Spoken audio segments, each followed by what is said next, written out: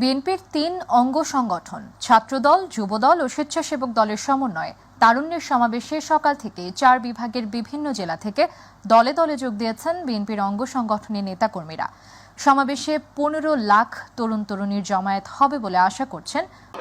আপনারা জানেন যে দীর্ঘদিন আমাদের বিএনপির ভারপ্রাপ্ত চেয়ারম্যান তারেক রহমানের নির্দেশে আমরা ছাত্রদল এবং এদেশের গণতন্ত্রকামী মানুষ এই ভোটাধিকারের জন্য যুদ্ধ লড়াই সংগ্রাম করেছে। ইতিমধ্যে ফ্যাসিস্ট সরকার পতন হয়ে গেছে, কিন্তু বর্তমান যে রাষ্ট্রে ডক্টর ইউনূস সাহেব যে সরকার রয়েছে তিনিও একই গণতন্ত্র দিক নির্বাচন নিয়ে তালবাহানা করছে।